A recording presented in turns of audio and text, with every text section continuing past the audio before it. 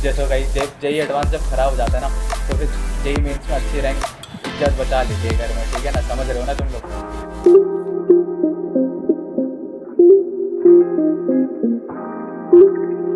Hello everyone, this side Ayush Upadhyay from NIT Jaipur, BTech computer science and engineering second year, ठीक है।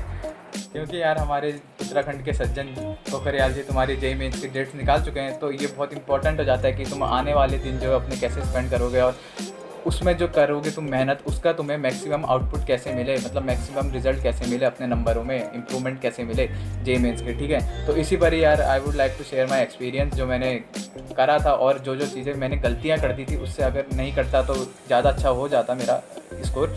तो फिर यार तो ठीक है यार, वीडियो पे आते हैं। पहली चीज़ जो करनी है तुमको वो है प्ले ऑन योर स्ट्रेंथ, ठीक है।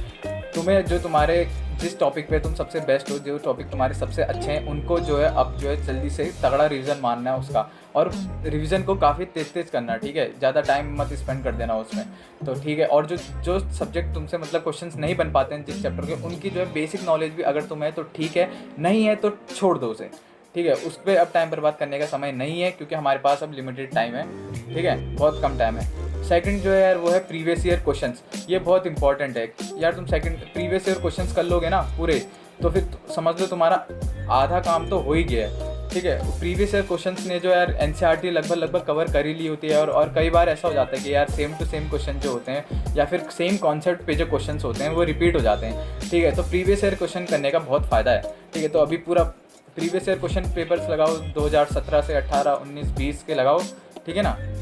फिर उसके बाद जो है मॉक टेस्ट। हाँ देखो, कोचिंग वाले बोलेंगे कि बहुत सारे मॉक टेस्ट करो, तो मैं तो कहूँगा कि 3 या फिर ज़्यादा से ज़्यादा 4, मैक्सिमम टू मैक्सिमम 4 ही मॉक टेस्ट करना, ठीक है। ज़्यादा मॉक टेस्ट करने का यार फ़ायदा नहीं है, उतने उससे ज़्यादा तुम क्या कहते हैं अपने टाइम बचा के अपनी जो तुमने नोट्स बना रखे हैं ना, शॉर्ट नोट्स जो तुम्हारे हैं, उसको रिवीजन मारो, और उससे जो है रिजल्ट्स रिवाइज़ करो। जितना ज़्यादा रिजल्ट्स रिवाइज़ करोगे, जितने बार करोगे, वो तुम्हें बहुत ज़्यादा काम आएंगे यार एग्ज़ाम में, ठीक है। उससे तुम्हारा पेपर गड़बड़ी नहीं होगी। तो मॉक टेस्ट को कैसे लेना है, देखो 3-4 मॉक टेस्ट करना, उनको करना just to improve your accuracy और अपनी जो है स्पीड को अच्छी करने के लिए। इसलिए हमको जेईई मेंस के मतलब मॉक टेस्ट पेपर देने हैं, ठीक है। और मॉक टेस्ट पेपर जो है ना, ज़्यादा हार्ड लेवल के मत देना, जिससे क्या होगा कि तुम्हारा यार कॉन्फिडेंस जो है डाउन हो जाएगा। तो इस समय जो मेन काम है ना यार, वो अपना है कि कॉन्फिडेंस बढ़ाना कैसे, ताकि जब हम एग्ज़ाम में बैठे तो ठीक है, जितना तुमने पढ़ा होगा वो तो तुम्हारे हिसाब से मार्क्स तो उतने ही आने वाले, ठीक है। लेकिन ये है कि जितना आता है उतने में से हमारा कुछ मिस नहीं होना चाहिए, ठीक है, और उससे भी तुम काफ़ी सही स्कोर निकाल लोगे। तो फिर यार उसका अगला पॉइंट है यार प्रॉपर शेड्यूल होना, और एक स्लीप रूटीन जो तुम बनाओगे अपना। देखो जो भी तुम्हें स्लॉट अलॉट हुआ है ना, उसके अकॉर्डिंग जो है आज से जो है अपना शेड्यूल बना लो कि तुम्हें कब क्या करना है, किस समय सोना है, ठीक है। पर लेकिन नींद के लिए अच्छा खासा, मतलब नींद अच्छा खासा तो नहीं, मतलब ठीक टाइम निकाल लेना नींद के लिए यार, जिससे तुम्हारा दिमाग जो है थक ना जाए, और एग्ज़ाम से एक दिन पहले तो एटलीस्ट तुम सो ही जाना अच्छे से, ठीक है, नींद निकाल लेना। फिर उसके बाद है यार एनसीईआरटी की रीडिंग करना, ठीक है। इनऑर्गेनिक केमिस्ट्री और ऑर्गेनिक केमिस्ट्री में तो तुम अच्छे से रीडिंग मार ही लो एनसीईआरटी की, ठीक है। जितने बार ज़्यादा रिवाइज करोगे ना, मतलब ऐसा नहीं है कि रिवीजन को जो है बहुत तेज रखना, मतलब देखोगे और मतलब ऐसे पन्ने पलटते रहना जल्दी। अगर तुम उसी पे टाइम बर्बाद कर दिया, एक ही चैप्टर पे लगे पढ़ो यार, वो टाइम अब अपने पास है नहीं, ठीक है ना। तो जितने ज़्यादा बार रिवाइज मारोगे, दोस्तों से बात कर लेना, सवाल यार ये होता है पाई बॉन्ड, ये सिग्मा बॉन्ड, ये ज़्यादा तो मेरे को टर्म्स अभी याद नहीं आ रहे, ठीक है ना, क्योंकि मेरे को काफ़ी टाइम हो गया जेईई मेंस का पेपर दिए। तो फिर ये एनसीईआरटी की रीडिंग अच्छे से मार लेना इनऑर्गेनिक केमिस्ट्री और ऑर्गेनिक केमिस्ट्री में। वो फिजिकल केमिस्ट्री में भी यार वो एग्जांपल्स होते हैं ना कि ये, और मतलब this and this comes under the category of ये, तो फिर ये याद रख लेना यार। ऐसे क्वेश्चन भी कई बार फिजिकल केमिस्ट्री से आ जाते हैं मेंस के पेपर में।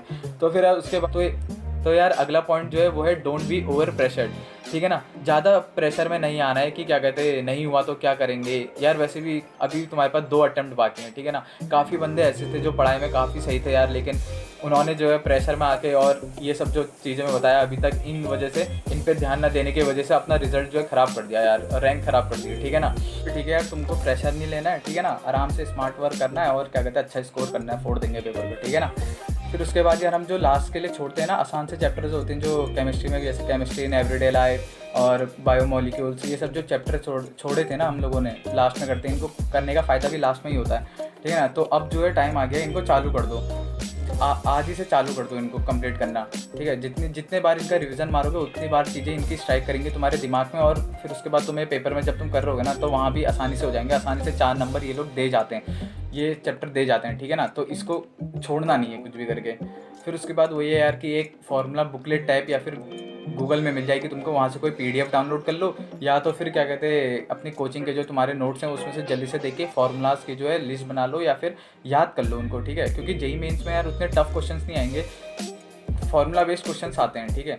काफ़ी क्वेश्चन जो होते हैं जिसमें डायरेक्ट फार्मूला अप्लाई करो और आंसर निकल जाता है, तो फिर ऐसे क्वेश्चन हमको नहीं छोड़ने हैं, ठीक है।